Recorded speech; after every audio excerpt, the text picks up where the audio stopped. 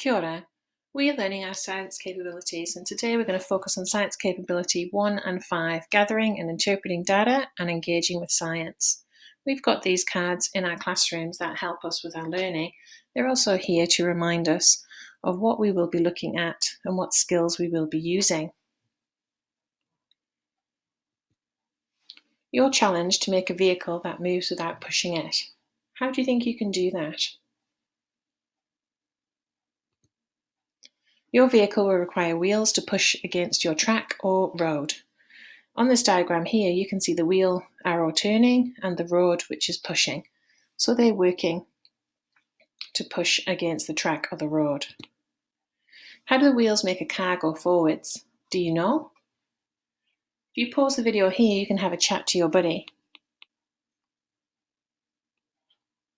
Were you correct? Tyres on the wheels push forwards against the road as they try to turn, causing an equal and opposite force which pushes the car forwards. And that's how your wheels work.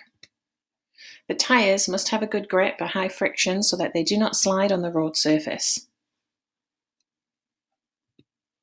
The car will require many forces to make it move. Do you know what force these arrows represent? Pause the video here and have a chat to your buddy. See if you can list these forces. We're going to break them down one by one. The first one here, which is thrust. Do you know what thrust is or how thrust works? You can pause the video if you want to answer the question. Thrust is the force of pushing the car forwards. Thrust comes from the engine turning the wheels. Reactive force. What is a reactive force? Do you know? How does reactive force work? It's pointing towards the wheels which are placed on the road. The forces acting on a moving car are thrust and drag, as well as the same forces that act on a stationary car. Weight. Do you know what is weight or how weight works with the car? Weight of the vehicle is pushing against the road, the same way your weight would push against the surface when you're standing. Drag. Do you know what is drag or how does drag work? You can pause the video and chat to your buddy and find out. See if you know. Were you correct? Drag is the force of air resistance, a form of friction, pushing against the front of the car while it's still moving.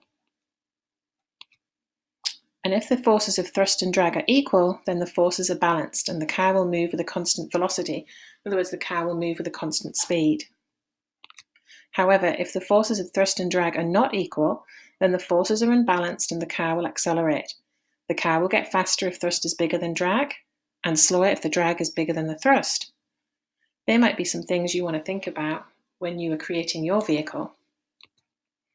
Which of these forces will you need to consider in making your vehicle? Have a chat to your buddy and see if you can work out. Are all of them important or none of them important? What you're going to have to do is design your own vehicle and clearly label your diagram with the forces that you think will impact your design. You need to include your materials which you need, clearly label the materials you plan on using on your diagram.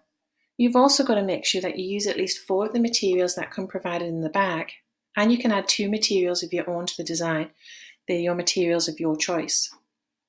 Good luck, I can't wait to see all of your vehicles. Until next time.